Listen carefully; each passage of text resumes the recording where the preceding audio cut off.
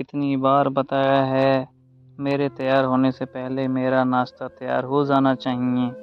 शादी के 25 सालों बाद भी मुझे क्यों बार बार एक ही बात बतानी पड़ती है? लता, तुम्हें क्या हुआ है? तुम तो आराम से घर पर रहोगी, मुझे काम पर जाना पड़ता है। तुम हो कि हमेशा बेवकूफ़ों जैसी हरकत करती हो। अगर तुम ये जानबूझकर करती हो तो याद रखना, मुझसे बुरा कोई नहीं होगा। आज भी प्रशांत का पारा चढ़ा हुआ था। इन कटु शब्दों से अपना गुस्सा उतारते हुए, गीला तौलिया कुर्सी पर फेंकते हुए प्रशांत गुस्से से लता की तरफ देखने लगा। लता के लिए प्रशांत का ये बेवजह गुस्सा कोई नई बात नहीं थी। वह महीने में 3-4 बार ऐसे ही लता पर बरस पड़ता था। पहले पहले लता इसका विरोध किया करती थी, लेकिन जब कई सालों तक प्रशांत में कोई बदलाव नहीं दिखा तो लता ने खुद को ही बदल लिया। अब प्रशांत के कुछ भी कहने पर लता को कोई फर्क नहीं पड़ता। प्रशांत की हर बात वो चुपचाप सिर नीचे झुकाए सुन लेती थी। शादी के 5 साल तक पूरी कोशिश की थी प्रशांत को बदला जाए, लेकिन फालतू का गुस्सा करना और बाद में लता को भला बुरा कहना, ये मानो जैसे उसकी आदत बन गई थी। कोई भी वाद विवाद होता तो प्रशांत सीधा लता को बोल देता, अगर मैं तुम्हें अच्छा नहीं लगता तो क्यों नहीं चली जाती अपने मायके, क्यों रहती हो मेरे साथ?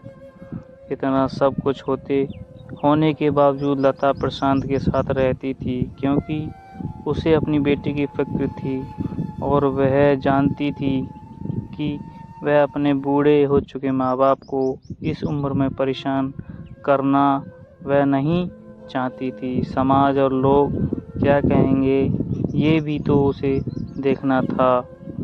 वह इतनी पढ़ी लिखी भी नहीं थी कि खुद जाकर कोई नौकरी कर सके और अपना और अपनी बेटी का पालन पोषण कर सके।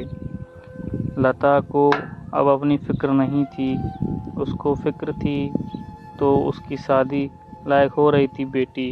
लता नहीं चाहती थी कि पति पत्नी के झगड़े की वजह से काव्या डिस्टर्ब हो। काव्या की पढ़ाई पूरी हो चुकी थी, उसके लिए अब शादी के रिश्ते आने लगे। कई रिश्तों को काव्या ठुकरा चुकी थी। 2-3 महीने बाद एक अच्छा रिश्ता आया। रिश्तेदारों और पहचान के लोगों ने भी लड़के के बहुत गुणगान किए थे। प्रशांत एक शाम अपनी बेटी के पास बैठकर उसे बताने लगा, काव्या बहुत सुंदर लड़का है, पढ़ा लिखा है, बड़ा घर है, बहुत अच्छी नौकरी है। ऐसे रिश्ते बार बार नहीं आते बेटा, इस बार मना मत करना। काव्या अपने पिता से ज़्यादा नहीं बात करती थी, शायद डरती थी, शायद नफरत भी करती थी, लेकिन आज वो अपनी पूरी हिम्मत इकट्ठा कर बोली, मुझे अभी नहीं शादी करना, मैं पापा नौकरी करना चाहती हूँ, खुद अपने पैरों पर खड़ी होना चाहती हूँ। हाँ तो उसमें क्या बड़ी बात है, मैंने लड़के से बात की है, वह तुम्हें किसी बात के लिए नहीं रोकेगा, तुम शादी के लिए भी नौकरी कर सकती हो, वह तुम्हें नौकरी के लिए परमिशन दे देगा। प्रशांत बोला, मेरा नौकरी करना या ना करना उसकी परमिशन पर क्यों डिपेंड रहेगा पापा? काव्या ने पूछा। मैं कह रहा हूँ ना, तुम्हें किसी भी चीज़ की कमी नहीं होगी, वहाँ ऐसे रिश्ते बार बार नहीं आते, इसे ठुकरा मत, बहुत खुश रहोगी तुम वहाँ। प्रशांत बोला, पापा क्या मैं उतनी ही खुश रहूँगी जितनी मम्मी इस घर में खुश हैं? काव्या ने तंज कसते हुए कहा। आज तुम्हारी ज़बान बहुत ज़्यादा चल रही है। प्रशांत गुस्से से आंखें बड़ी करते हुए बोला, पापा मुझे शादी नहीं करनी है, क्योंकि शादी के बाद अगर वह लड़का आपके जैसा निकला तो मैं क्या करूँगी? मुझे आपके जैसा जीवन साथी नहीं चाहिए जो बिना बात के मुझ पर हमेशा चिल्लाए। मुझे कुछ भी अपनी पसंद का लेना हो तो 10 बार सोचना पड़े, कहीं वह नाराज़ हो ना जाए, मेरी तबीयत कैसी भी हो उसे परवाह ना हो। रोटी थोड़ी मोटी भी बन जाए तो घर सर पर ना उठा ले, उसकी चेकबुक ना मिले तो भी मेरा ही दोष निकाले और हर छोटी मोटी बात पर मुझे मायके जाने के लिए कहे। काव्या ने अपना दिल खाली करते हुए पापा से सब कह दिया। प्रशांत का गुस्सा 7वें आसान पर था, लेकिन उसके मुंह से एक भी शब्द नहीं फूट रहा था। वो काव्या की बातें सुन रहा था। काव्या उतना ही बोलकर चुप नहीं हुई। आज पहली बार वह अपने पापा के सामने इतना कुछ बोल रही थी। पापा, आपने माँ के साथ हमेशा गलत व्यवहार किया है। आप अपने ऑफिस की गुस्सा बिना सोचे समझे माँ पर उतार देते हैं। कभी इस बात की परवाह भी नहीं करते कि उन्हें कैसा लगता होगा। आपकी बातें सुन सुनकर माँ ने अपना स्वाभिमान खो दिया। प्रशांत आज पहली बार अपने ही वार्ताओं को महसूस कर रहा था। वो इतना ही बोल पाया, जो तुम्हारा मन है वो करो, मैं तो इतना बुरा ना हूँ। काव्या ने प्रशांत का हाथ पकड़ा और बोली, पापा, मुझे सिर्फ एक सवाल का जवाब दे दो। क्या आप चाहोगी कि मेरा पति आपके जैसा हो? अगर आपका जवाब हाँ है तो कर दीजिए मेरा रिश्ता आज ही, और ना है तो मुझे आत्मनिर्भर बनने दीजिए। प्रशांत कुछ भी ना बोल पाया और वहाँ से चुपचाप बाहर चला गया। आज उसे लता के सामने जाने में शर्म आ रही थी। चलते चलते उसकी आंखों में आंसू बह रहे थे। प्रशांत ने आज से पहले आपको बदलने का निश्चय लिया।